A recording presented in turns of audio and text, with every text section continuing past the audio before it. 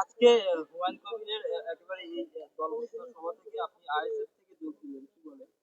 বিষয় হচ্ছে, দেখুন, বারংবার আমরা একটা কথাই বলে এসেছি যে মুসলিমদেরকে একত্রিত না হলে, মুসলিমদেরকে যেভাবে তেজপাতার মতো ব্যবহৃত করা হচ্ছে, প্রত্যেকটা পলিটিক্যাল দল মুসলিমদেরকে ব্যবহৃত করে এবং লাস্টে ছুঁড়ে ফেলে দেয়। তৃণমূল সরকারও সে জায়গা থেকে পিছিয়ে নেই। এককভাবে আমরা দেখলাম, ওমান সাহেবকে দিয়ে যখন ইউসুফ পাঠানকে জেতানোর দায়িত্ব দিয়েছিলেন, জেতানো শেষ, তিনাকেও কিন্তু ছুঁড়ে ফেলে দিয়েছেন।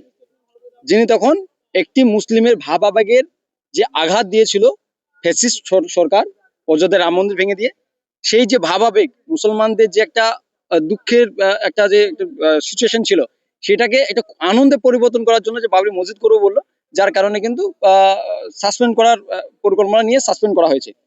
আর সেই জায়গাতে দাঁড়িয়ে আমরা দেখলাম আইএসএফ এর চেয়ারম্যান ফিজাদ মহসান মহাশয়, তেনাকে যথেষ্ট শ্রদ্ধা করি, সম্মান করি। অবশ্যই তিনি সেকুলারিজমকে যথেষ্ট সম্মান করেন, আমরাও করি।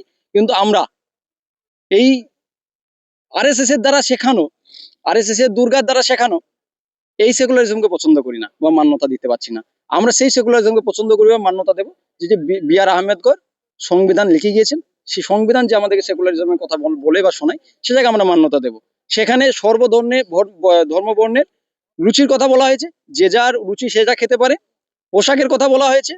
সেই সমস্ত এই যে সেকুলারিজম গুলো আমরা এখন দেখতে পাচ্ছি যে এই সমস্ত পলিটিক্যাল দলগুলোর দ্বারাতে সে সেকুলারিজমটা কিন্তু উত্থাপিত হচ্ছে না।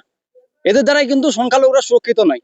আমরা দেখলাম যে বাংলাদেশে একজন সংখ্যালঘুকে পিটিয়ে মারা হয়েছিল। অবশ্যই আমরা দুঃখ ব্যথিত, কারণ কোনো জায়গাতেই সংখ্যালঘুদের উপরে অত্যাচার হোক আমরা চাই না। একটাই কথা বলবো, যদি ওখানে সংখ্যালঘুদের ওপর অত্যাচার হয় আপনাদের মন কাঁদে। আমার কথা হচ্ছে, এখানে যখন সংখ্যালঘুদের ওপর অত্যাচার হয় আপনার একটু মন কাঁদা উচিত ছিল। আমরা দেখলাম বহুত প্রতিবাদ হচ্ছে, প্রতিবাদ হওয়াটাই বাঞ্ছনীয়, প্রতিবাদ হোক, সমস্যা নেই। কিন্তু আমরা বলবো যে আপনি আপনার দেশে যদি সংখ্যালঘুদের সুরক্ষিত দেন, অন্য দেশে সুরক্ষিত থাকবে, আপনি প্রশ্ন তুলুন, আমাদের কোনো প্রশ্ন থাকবে না। কিন্তু আরো আমরা আজকে আমার পরিবর্তনের যেটা মূল উৎস, সেটা হচ্ছে মুসলিমদের মধ্যে যে একটা বিভাজনটা আমরা চাইছি না। একত্রিত একটা প্ল্যাটফর্মে এসে মুসলিমদের ঐক্যবদ্ধ হয়ে একটা প্ল্যাটফর্ম তৈরি, শক্ত প্ল্যাটফর্ম তৈরি করার উদ্দেশ্যে আসা। সাথে সাথেই বারংবার যেটা নওশাদ মহাশয় বলে আসছে যে 70% 30% হুমায়ুন সাহেব কেন বলেছিলেন, তার জন্য ক্ষমা চাইতে হবে। আমি ওই কথাটার সঙ্গে পুরোটাই মানে একমত নয়। তার কারণ আমার এলাকায় এসে একজন কেউ আমাকে উল্টো করে টাঙিয়ে দেওয়ার কথা বলবে, আর আমি তার প্রতিবাদ করতে পারবো না, তিনি একটা সাংবিধানিক আর আমার একটা অসাংবিধানিক, এটা কিন্তু আমি মান্যতা দিতে পারলাম না। যার কারণে আমাদের অভ্যন্তরীণ ভাবে অনেক আলোচনা হয়েছিল, সেটার সুস্থ সাজেশন আমরা কিন্তু পাইনি। যার কারণে আমাদেরকে এই মুসলিমদেরকে একত্রিত করার জন্য, মুসলিমদেরকে বাস্তবেই স্ট্রং করার জন্য, মুখে নয় কাজে স্ট্রং করার জন্য একত্রিত হওয়া। আপনি আইএসএফ এর কোন পদে বা কোন দায়িত্বে? আমি রেজনগর বিধানসভার অবজারভার ছিলাম। এখন বর্তমানে একদম, এখন বর্তমানে হুমায়ুন সাহেবের দলে এসেছি। মঞ্চ থেকে সভা থেকে হুমায়ুন কবির স্যার একটি ব্রিগেড সভার ডাক দিলেন। অবশ্যই আমরা যাব, নিশ্চয়ই যাব। ব্রিগেড কেন, ব্রিগেডের ময়দান আমাদের জন্য ছোট পড়ে যাবে আগামীতে, আপনারা দেখে নেবেন। এটা তো মিনি ব্রিগেড হয়েছে, ব্রিগেডের ময়দান আমাদের জন্য ছোট হয়ে যাবে। আমার নাম গোলাম মোস্তফা। কি করবেন ভবিষ্যতে, কি প্ল্যান রয়েছে মুর্শিদাবাদ, রেজিনগর, বেলডাঙ্গার মানুষের জন্য কি করবেন আপনি?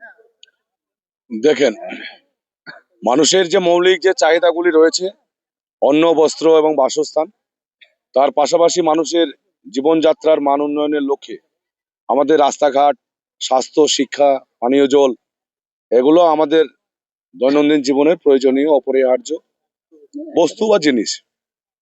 তো স্বাভাবিকভাবেই আমাদের যে সম্প্রদায়, একটা সম্প্রদায়কে মুসলিম হওয়ার কারণে যেভাবে পরিকল্পিতভাবে শিক্ষা, স্বাস্থ্য, কর্মসংস্থান ইত্যাদির ক্ষেত্রে যেভাবে পরিকল্পিতভাবে পিছিয়ে রাখা হয়েছে, এই পিছিয়ে রাখা বা এদেরকে অন্ধকারে রাখা, এর বিরুদ্ধে আমরা সেখানে হুমায়ুন কবিরের ডাকে যে পরিবর্তন বাংলার মাটিতে, আগামী দিনে তৃণমূল মুক্ত, বিজেপি মুক্ত সরকার গঠনের যে লড়াই, সে লড়াই হুমায়ুন কবির শুরু করেছেন।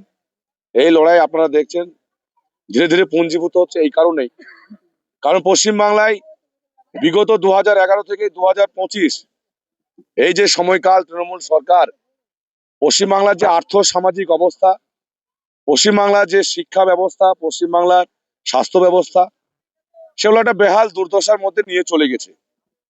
পাশাপাশি পশ্চিমবাংলার মাটিতে আজকে নৈরাজ্য বা অরাজকতা চলছে।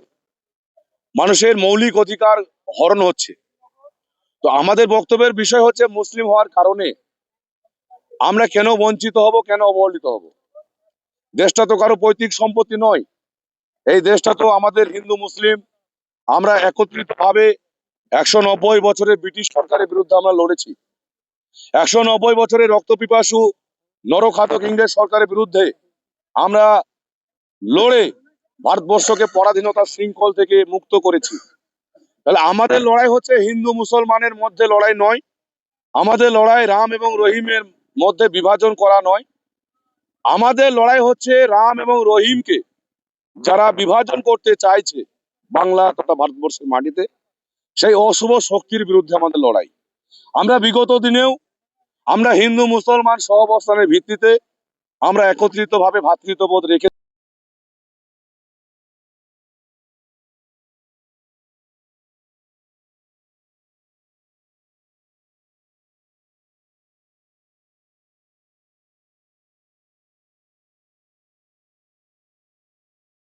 বা আমার সংগঠনের বা আমার রাজ্যের বুঝতে তো পারছি বা আমার দেশের সংবিধান বলছে।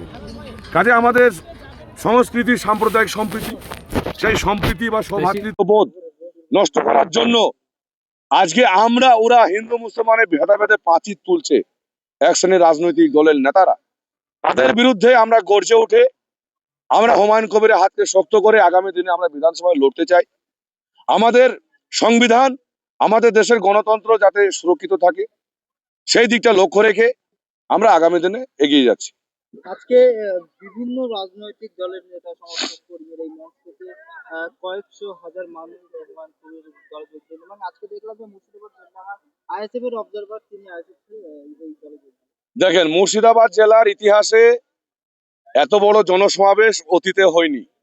এই সর্বপ্রথম কোনো দল, কোনো সংগঠন নেই, দল নেই, নেটওয়ার্ক ছিল না, আমরা কোনো জায়গায় প্রস্তুতি মিটিং করিনি, আমরা কোথাও কোনো জায়গায় কাউকে 10টা টাকা দেইনি, আমরা এখানে খাওয়ার কোনো বন্দোবস্ত করিনি। কিন্তু মানুষ হুমায়ুন কবিরের ডাকে এই যে হাজার হাজার লাখো লাখো লোক বেলডাঙ্গা মির্জাপুরের খাগড়ুপাড়া মোড়ে আজকে যে জমায়েতটা হয়েছিল, এই জমায়েতটা মুর্শিদাবাদের সর্বকালের রেকর্ড জমায়েত। ইতিপূর্বে এত জমায়েত কোনো প্রতিষ্ঠিত রেপুটেড অর্গানাইজেশন পার্টি করতে পারেনি, যেটা হুমায়ুন কবির করে দেখালেন আজকে।